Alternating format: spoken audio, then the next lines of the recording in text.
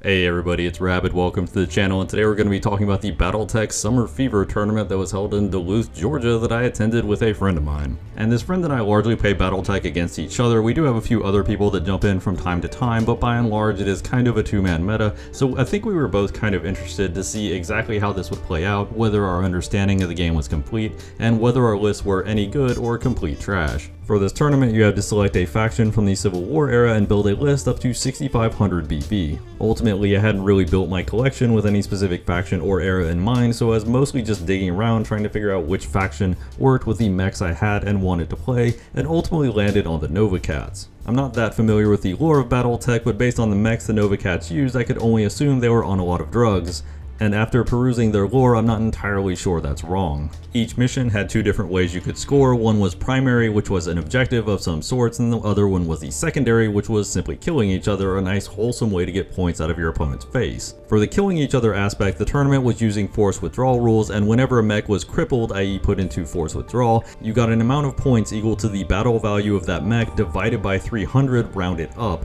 and then if you were to destroy that mech, you would get that amount of points again. If you were to destroy it outright without putting it into force withdrawal, you would get the points doubled, so you basically got the same amount of points either way. The most points you could score off the secondary was 40 points, and if you do some quick math on 6,500 divided by 300 times 2, you realize that you basically have to table the entire enemy's list in order to get the maximum 40 points, so I'm not really sure why the condition of ending the game when you reach 100 is really there, because there's basically no way to do this without tabling your opponent and ending the game anyway. For the first scenario, you had 4 different pillars that you and your opponent got to set up on the map, and each turn you controlled them, you would get 15 points to a maximum of 60. All of the primaries were a maximum of 60, so you only needed to control 2 pillars for 2 turns to max this objective out. For the second mission, you have to pick a commander, and each turn that your commander lands a hit, you get 10 points, and then at the end of the game, you double any points you have, assuming your commander is still alive, so obviously the most efficient way to play this is simply to kill the enemy commander. That being said, you only have to get 3 hits and survive the match, or get 6 hits and not survive the match with your commander in order to max this one out. The last scenario is Breakthrough, which unlike the other two, only scores at the end of the game, and it checks for the total battle value you have on your opponent's half of the field. For every 500 BB you have on your opponent's half of the field, you get 10 points, so if you have 3,000 or more BB on your opponent's half of the field, you will max out these 60 points. My thought process when building a list on this was it seemed like all of the games would be fairly grindy, as it was almost impossible to get 100 points without completely tabling your opponent, and tabling your opponent in 12 turns probably requires some pretty good rolls, or for you to really overmatch your opponent in specific areas. With that in mind, let's briefly go through our cast of characters for this little adventure. First up, we have the Piranha. This little guy does not have a single thought in his head other than how do I go faster and why am I not going faster. With a movement of 914 and 12 machine guns, he definitely wants to bury his face in your opponent's backside and unload, but he does have 2 ER mediums that you can kind of use to snipe from time to time, although these are going to be little more than pot shots, as he doesn't have a way to mitigate the penalties for running. For our next character, we have this Gundam-looking mech, the Incubus. Specifically, we're running the Incubus 3. Part of the reason we're running the Incubus 3 is because it only clocks in at about 1,300 BB, which is a very respectable cost, and its 2 medium pulse lasers largely mitigates the penalty on accuracy for running, which is a pretty nice little buff. On top of that, the Streak SRM-6s do a lot of damage if they successfully land, and of course, since Streaks don't actually expend ammo unless they hit their target, you can afford to take low-odds shots with them quite a bit. On top of that, the Incubus 3 basically has perfect heat management in that even if you have a reactor hit, it will basically be able to go at full speed without any real worries. Our next mech is the very tricked out Vapor Eagle, specifically the Vapor Eagle 2 model. It is noticeably cheaper than the Vapor Eagle 1, and even in firing all of its weapons, it doesn't generally build up heat, so you're not all that bothered by it. However, one of the major drawbacks of the 2 versus the 1 is you lack things like the large pulse laser, so your spike damage is going to be a lot more limited on this specific model, and especially if somebody takes out a weapon like the AC-10, your ability to pump damage out will drop pretty dramatically. However, it does have very good mobility, it has good armor. The Vapor Eagle on the whole is just a very effective mech. The last one is a bit of an odd pick. It's the Conjurer, or specifically the Conjurer 2. The Conjurer 2 is a variant that not many factions use in the Civil War era, but it does have an interesting feature in that it has the medium pulse lasers and targeting computer of a Vapor Eagle, but also couples that with an ATM-9, and unlike a normal Conjurer, the 2 model actually has a 7-11-7 movement, so you can jump 7 and consistently get a defense modifier of +4, which is pretty obnoxious to go through, especially as jumping movement is one of the hardest to mitigate because you don't have to jump around things. However, maintaining jumping 7 spaces at all times can kind of limit where you can land. On top of that, the 2 medium pulse lasers and ATM-9 can be fired in conjunction with jumping 7 and only net you +1 heat, and the very first penalty at 5 heat is merely reduced movement points, which only affects walking movement, not jumping movement, so the Conjurer can actually do this a lot and not really care all that much. So obviously everything in the squad is very mobile. The Piranha and the Incubus are both 914s, the Vapor Eagle is a 696, ironically the slowest thing in this list despite being quite quick,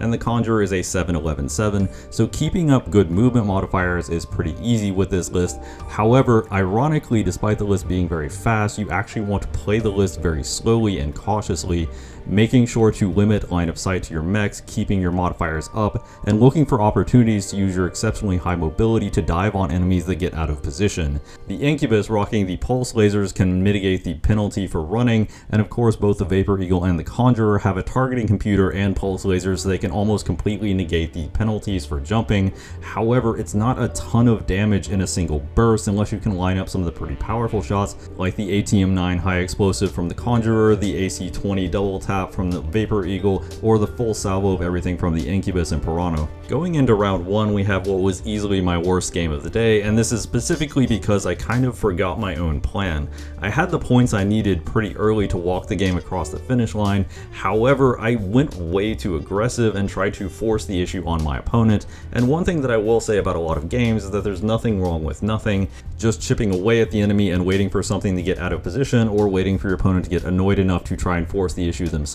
But in this game, I ended up going head first into an opponent that had a lot of shooting 3 mechs with pulse lasers and some with targeting computers, and it didn't end up going that well, especially as my modifiers weren't great, so he could commonly single out mechs that got out of position. One thing that did throw me off early on was the Conjurer with a +5 defense modifier took 2 direct hits to the left torso, which got structure hits, which also caused criticals and knocked out 2 fusion engines. One of the optional rules was obviously forced withdrawal, so now the Conjurer is crippled and in withdrawal, and with 2 fusion engine hits really can't do much because it heavily relies on jumping for its survivability and its firepower. I could have tried to run the Conjurer away to conserve points because if it successfully ran off the table due to forced withdrawal, I wouldn't actually be giving up those VPs. However, I decided that I needed to get some damage in the table because this was relatively early, so I had it fire a full salvo, which caused an overheat, which caused an ammunition explosion, which ended up destroying the mech. Womp womp. The Piranha predictably didn't last long against all the pulse lasers and shooting 3 because whenever it went up behind an opponent, they could simply turn around and reliably put damage on it no matter how fast it moved, and trying to sit back and poke with the ER mediums probably weren't worked out that well either, so I was kind of resigned to the fact that the Piranha was going to be little more than a guided missile this match. The Incubus and Vapor Eagle did their best to make this a real game, however my damage locations were consistently pretty awful, putting a lot of damage to legs and arms and basically nothing to torsos, so as the Incubus eventually dropped and now it was just the Vapor Eagle versus entire squad, there really wasn't anything to finish off. I had already killed the Wasp, and now I was confronted with a Warhammer, a Marauder, and a Phoenix Hawk, and the Vapor Eagle couldn't reliably finish off any of them because the damage was so poorly distributed. That being said, the Vapor Eagle did decide to be a bit of a hero and ended up surviving the entire match and conserving at least some points from my opponent, and we did at least walk away with the max 60 on the primary and the kill on the Wasp, so it was at least something, but it was not a great game or a representation of the list. In game 2, the choice for the Headhunter was fairly easy. The Conjurer 2 is basically an auto pick, not just because it has very high mobility so it's hard to kill and it's hard to pin down, but also because the extended range ATM-9s are actually pretty good for taking pot shots and getting random damage in to get those mandatory 6 hits to max out the scenario. My opponent picked his Awesome, which I can kind of see because of the long-range PPCs it was equipped with. However, the Awesome is pretty slow and we were playing all of the maps lengthwise, so the Awesome was really struggling to get shots, especially against my high defense modifiers. It really didn't take much more than a +3 or a +4, which most of the mechs could get easily, for the Awesome to not even be able to theoretically hit targets. I also learned very quickly from my first game that the strategy was to play it slowly and try to bait my opponent into overextending with one of their mechs, and sure enough my opponent did in fact overextend with a Jenner where I was able to focus fire it and do serious damage. A Phoenix Hawk tried to move to assist the Jenner because obviously the Jenner can't really get away from all of my fast mechs on its own, however it just ended up feeding a little more. Meanwhile the Awesome and the Marauder were struggling to get within range and to get good enough shots they could actually land hits through all the defense modifiers. The Conjurer managed to land multiple criticals on the Jenner, including a foot hit, a lower leg hit, and a gyro hit, forcing a bunch of piloting checks that the Jenner simply couldn't pass, which planted it on the ground. On top of that, being on the ground, it didn't really want to try and get back up, but this simply meant the Conjurer could walk up, fire the ATM-9 high explosives along with its pulse lasers, and then step on its face for the kill. At this point, the Awesome had only landed 2 hits the entire game and the Conjurer had landed the full 6, so I was already at max points for primary, so I started kind of withdrawing, and the Phoenix Hawk started doing the same, and even though it was heavily damaged, it wasn't quite crippled yet. As the Phoenix Hawk was trying to get away, the Conjurer loaded some extended range ATM-9 rounds, actually managed to land the hit, and the mere 5 damage it did was enough to not just cripple but also destroy the Phoenix Hawk outright, which effectively secured the game. Or kind of. Before I could fully get away, the Marauder managed to land 1 hit on the Vapor Eagle, which went to the head with a PPC, which also in turn led to a crit chance. Now at this point I'm kind of nervous because if the Vapor Eagle gets knocked unconscious, the Awesome can simply farm it for a bunch of points, and killing the Vapor Eagle is actually worth a lot. Ironically, if the Marauder just hit the Vapor Eagle's cockpit and knocked the pilot out completely, it would have been less opportunities for the Awesome to farm and I still would have won. That being said, he didn't roll a crit and the Vapor Eagle passed his consciousness check, and at this point it's turn 9, I didn't really see a point in trying to fight my opponent, he couldn't really catch me, so I did kind of apologize to them because this game was going to meet a fairly boring end, but I did ultimately end up running away for the last 3 turns because I can't rationalize continuing to engage at that point. Going into the last match, and I'm fighting a Banshee, a Dire Wolf, and a Locust 2C in a scenario where your objective is to get to your opponent's half of the battlefield, so I was obviously reasonably confident going into this match, but obviously it is Battletech and sometimes Battletech things happen. Despite generally having good movement modifiers, the Locust was obviously the first mech I was able to catch. However, my damage didn't quite go where I needed it to, and though I was able to cripple it, it did start running away. When the Locust ran, I basically split my force into 2 different elements. I had the Piranha and the Conjurer run after the Locust, while the Vapor Eagle and the Incubus started working on the Banshee. While the Banshee took a decent amount of damage, it wasn't anything to write home about, especially given that it is a 95-ton mech. However, the Incubus did manage to land a headshot with one of its pulse laser hits. At the same time, the Conjurer and the Piranha, while they are hitting the Locust, they're not quite hitting it enough or in the right places to completely take it out. While all of this fight is going on, the Dire Wolf is struggling to even get in a position where it can see enemies without needing a 13+ to hit. The Banshee actually ends up going down to a second pulse laser to the head from the Incubus, which ends up removing a lot of my opponent's potential to win. That being said, the Locust is ultimately able to get all the way off the table for force withdrawal rules, so I only get half the points for crippling him. It's now 4 of my mechs versus 1 Dire Wolf, and the Dire Wolf does not go down without a fight. The Piranha gets taken out due to a leg hit because at the end of the day, that's basically all the ways the Piranha gets taken out. 10 damage to the leg is just an instant fall, and at that point, the Piranha is basically helpless. The Incubus also took a fair beating and took a bunch of critical hits. Specifically, he took 4 crits on one leg and 1 crit on the other, which is essentially an unpassable check. Or more specifically, because he took 5 different crits to the legs and also took 20 or more damage, he needed 6 total piloting checks at an 8, and he absolutely did not pass 6 A+. The Incubus was now crippled, but the pilot did manage to remain conscious, and I figured the only way the Incubus had to not give up its points was simply to try and attempt a normal stand and walk away, which it miraculously did. Even with the hip critical, it still had 3 movement points of walking after standing up, and was able to limp behind some height 2 cover that was able to block it from the Dire Wolf for the remainder of the match. At this point, the Dire Wolf had just been getting absolutely pounded from all sides by the Vapor Eagle, the Conjurer, the Incubus, and to a lesser extent the Piranha for several turns, and eventually the Vapor Eagle caused a series of ammunition explosions that cascaded into each other and ultimately did 5 pilot damage in a single salvo.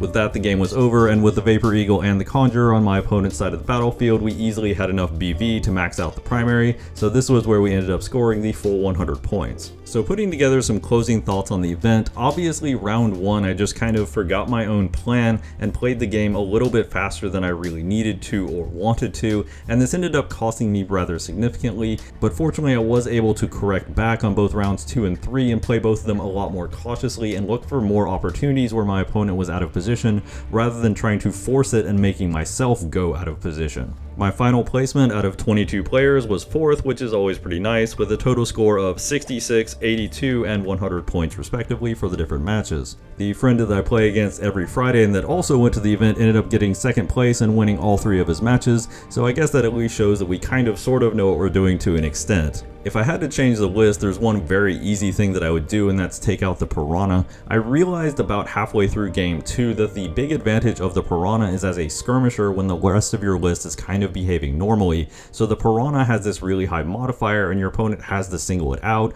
or they could go against the easier targets that they can reliably stick damage to. In this list, everything has an obnoxiously high modifier, so that strategy doesn't really work. The Piranha is just kind of weaker than everything else, and because it has to get right on top of the enemy to do damage, it's actually very difficult to set up scenarios where it can be successful while also playing the game of keep away that the list kind of needs to do. Strategically upgrading the shooting stats on some of the mechs or just upgrading the Vapor Eagle to a Vapor Eagle 1 probably would have gone a lot further in terms of helping me win these matches, because the Piranha was basically just free points and I didn't have a good way to get value out of him without also just having him in a position where he could easily get killed. I didn't have any mechs that could just sit there with a low modifier and present themselves as a much juicier target while the Piranha did his thing, and ultimately this led to the Piranha being little more than a guided missile and not even a particularly good one. The other 3 mechs honestly all did their job perfectly fine. In terms of playing the slow game, the combinations of pulse lasers, targeting computers, and good movement modifiers means all 3 can play a very passive game and wait for opportunities and then pounce on anybody that gets out of position, and all 3 of them have ways to potentially spike damage, the Ultra AC-20 on the Vapor Eagle, the ATM-9 on the Conjurer, or the Streak SRMs on the Incubus, so all 3 of them can force piloting checks, or since we're using the expanded modifiers, if all 3 of them can focus on the same target, you can easily start forcing checks with a +2 or even a +3. On top of that, those 3 aren't exactly vulnerable to just taking one bad hit. They can usually take a single instance of 10 or 15 damage without being completely out of the fight, unlike the Piranha that generally just folds to a stiff breeze. While I would definitely make changes and optimize if I had it to do over, I don't think my list was in a position where it couldn't have theoretically won the tournament, especially if I had played round 1 significantly better, and I do find it interesting that all of the mechs I use in this list are in the Clan Striker Star box, which I personally consider to be honestly one of the best boxes you can get for clan mechs that is currently available. Anyway, that wraps up our video. Hope you enjoyed it, hope you had fun, hope you learned something. If you did, like and subscribe always helps out the channel. As always, don't give it the shoes.